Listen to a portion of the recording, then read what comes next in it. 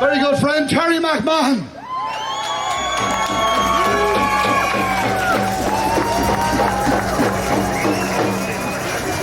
How the hell do you follow that? 2 doctors. I don't represent anybody. I'm not standing under any banner. I'm not with any party. I'm a nobody. But I was asked to speak here and I was hesitant, I was afraid, and then I realized I wasn't just a nobody, I was a fucking coward. So I'm speaking on behalf of the nobodies who are trying to figure out what the hell is going on. I'm no expert, I have no answers, but this is for the nobodies who want to question. We have one life, and one life only. A woman gave birth to you. The ovum that made you formed in your mother's body while she was growing in your grandmother's body. Every egg your mother released as an adult was already in her body when she was a baby. Your father had to wait a little bit longer, but as he progressed toward adulthood, he made up for lost time with 250 million sperm in every ejaculation, most of which probably ended up in a sock. Yet somehow, love or madness or hate, a single sperm found its way into a single egg in your mother, and miraculously you survived. Now there's little point in me going into the origins or the existence of COVID. People infinitely smarter than me are interrogating that right now. But let's not forget that 2 or more things can be true at the same time. It is possible that the virus is a real danger to a small number of people, while it can also be true that the virus is being exploited by an equally small number of people in a way that is profoundly damaging to the rest of us.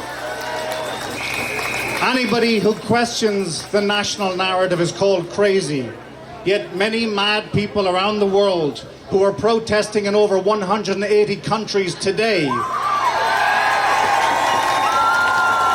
You protesters predicted precisely what was going to happen, and nobody listened. An unprecedented propaganda machine is telling us every day what to see, think, and feel. Reality is being distorted by relentless diets of doubt and fear, washed down by double doses of paranoia. It's everywhere. But how much of this is our responsibility? Governments didn't force us to stop questioning the narrative. Big Pharma didn't force us to stop visiting vulnerable loved ones. Billionaire businessmen didn't force us to pass obscene discrimination laws to facilitate the neatly orchestrated division between the vaccinated and the unvaccinated. Too busy attacking each other on Twitter, posting our vaccine certs on social media, and demonizing any and all dissent, we don't want to admit that we really haven't a clue what the hell is happening. We wake up and start each normal day in the docile hope that this is all going to pass so we can return to the old abnormal of jumping back on Twitter to attack somebody else we hope we will never meet in reality. For all the shareholders of the pharmaceutical industry, the dream has always been to have humankind hooked on their product from the cradle to the grave. But some of us never make the cradle. Voltaire said, "Whoever can make you believe absurdities can make you commit atrocities." A heavily funded mass marketing campaign changed the Irish Constitution by bringing out the feel-good factor of abortion. Your opinion on termination is yours, but that's not the issue here. When genuinely good people are manipulated into celebrating the removal of life as something cuddly and fashionable and cool, their exploited empathy will make it possible to convince them of anything. Once we dehumanize another, we can do whatever we wish to them. So when democracy can be used to remove the right to life before birth, how much easier will it be for us to embrace the infinitely tamer idea of forcing needles into babies post-birth? For their own good, of course. That's what we keep getting told. All of this is for our own good. The odds of you being here is a quintillion to 1. That's a 1 and 18 zeros. A million, million, million. greater than the number of the entire population of the world since the beginning of time. From the cradle to the grave, those are the impossible odds of you being here. But did you ever think that during this one life of yours, there would be such a concerted effort to fundamentally and irreparably alter our traditional family and social structures? Did you ever think that there would be campaigns insisting the woman who gave birth to you should instead be referred to as a person who menstruates and a chest feeder? That any man claiming to be a woman could walk into a female bathroom, and any woman who questions that could be labelled transphobic and cancelled? That Ireland's health service executive would casually tell women to flush their newly aborted remains down the toilet? That the area where 11 people were burned to death due to criminal negligence would have their tragic end covered up by a concrete car park? That a British woman could lecture an acquiescent Irish National Teachers Organisation on how to conceal ideologically driven sex education from the parents of prepubescent boys and girls? That people, including children, will be sleeping in tents outside the iconic GPO where our nation's independence was fought for, with some coming back each evening to find food and company and human warmth from volunteers of unfunded soup kitchens? That because of the Gender Recognition Act secreted into policy by our government, a man who ripped the eyelids off a female social worker will be housed in Limerick Women's Prison despite having testicles, a penis and a declared desire to rape and kill those women? That the fundamentalist racist ideology, critical race theory, would sneak its way into Irish universities, cheered on by academic morons, many of whom secured their positions on the back of absurd wokeness. That we would take a knee to the killing of a career criminal in another country just because of the pigment in his skin, despite him having held a gun to a woman's belly, yet we determinedly ignore the killing of Terence Wheelock by our own police in Dublin just because he was working class. Nobody took a knee for him except his mother by his graveside. That's what happens when you have a child. Your one life expands into the soul of another. Even when they hate you, your soul is theirs and you hold on to theirs in you for life. And if you believe in such things, maybe for the afterlife. No doubt that's a difficult concept for people who have never had children to comprehend. This is not to diminish anybody who doesn't have children. They've already created too many divisions without adding another. Male versus female, black versus white, gay versus straight, the left versus the right, binary versus non-binary, trans rights versus women's rights, babies' rights versus, well, we already took care of that. But isn't it bizarre how so many of the defiant protectors of bodily autonomy who wailed in triumphant celebration in Dublin Castle at the right to control their bodies are now silent in the face of mass vaccinations? Does the whole bodily autonomy thing only apply when it comes to the born versus the unborn? There are good people out there who genuinely believe they are protecting the world. These good people believe that what is needed is a global mandatory vaccination program. And despite the apparent evidence to the contrary, some politicians are good people who seem to genuinely care about children. Yet so many of those politicians making decisions about the future of our children have never been a parent. They've never witnessed the stumbling beauties of their child's first tentative steps. That first smile, that first belly laugh, that first fart. They have never heard the piercing sound of their child screaming out in pain at 4 a.m. Never seen the fear in an infant who can't communicate what is wrong with them because they haven't yet developed the language skills to explain what pain means. They have never rushed into the children's hospital carrying their semi-conscious child in their arms only to be met by a wall of administration beside overcrowded waiting rooms filled with panicked parents and terrified children waiting for outdated wards barely held together by brave and beautiful and exploited staff. If these politicians care so much about our vulnerable citizens, why do they shift elderly people out of hospitals into care homes where they could no longer get the medical attention they needed? Why did they force many of our elderly citizens to die horrific deaths? while our newly vacated hospitals lay empty. From the cradle to the grave, why didn't they fix the decades of rot in the children's hospitals generated by their own party's policies? Why didn't they help our homeless children or bring real equality into our education system? Why do they empower banks to evict families from their homes? Or why do they send women back to cold and damp shelters right after they have given birth?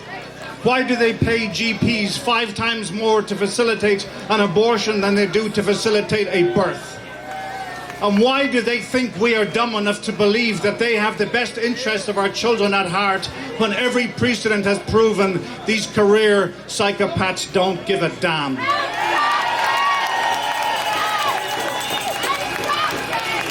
The Irish government has just announced it teamed up with the largest dating company on the globe to launch a segregation app to their computers. A touchy-feely kind of sexy discrimination where lucky candidates with the correct vaccination status will have a free super-like conferred upon them. I don't know what a super-like is, but it sounds really special. Makes a body want to sign up. Besides, it's not the function of a dating app to cure loneliness. Every shareholder on that multi-million-dollar monster ride knows their real function is to increase the numbers of the lonely. Being hooked on the drugs of the pharmaceutical industry perfectly feeds into being hooked on the highs of the loneliness industry. 2 vampires feeding on our collective humanity for unlimited profit, facilitated by a government with a proven penchant for exploiting our human vulnerability. Voltaire was right. Whoever can make you believe absurdities can indeed make you commit atrocities. When something so sublime as human intimacy is hijacked by mercenary pimps, they turn us all into unpaid whores. When something as necessary as gay rights is exploited by opportunistic degenerates, they make us all slabs of meat. When something so imperative as women's rights is hijacked by misandric narcissists, they teach us all how to hate.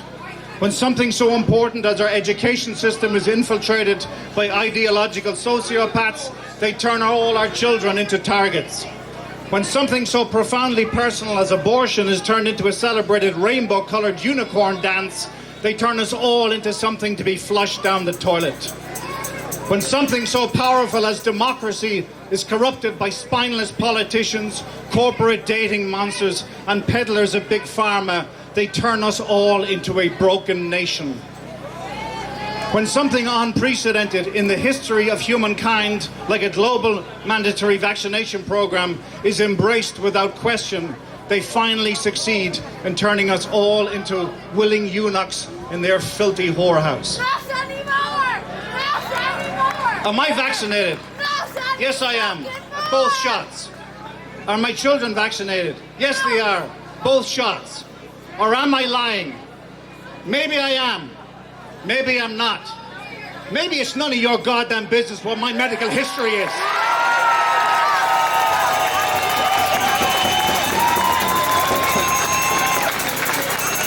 Now, if you have an issue with that, I will do everything to accommodate you. I won't judge you. In fact, when it comes to bars and restaurants, if we follow the science, does it not make more sense for you to be seated outside the bars and restaurants in the wide open fresh air where viral contagion is a minimum, while the rest of us, ignorant, undeclared fools with a 99% survival rate, sit inside and raise a glass to your health through the window as we watch the rain wash your fears away?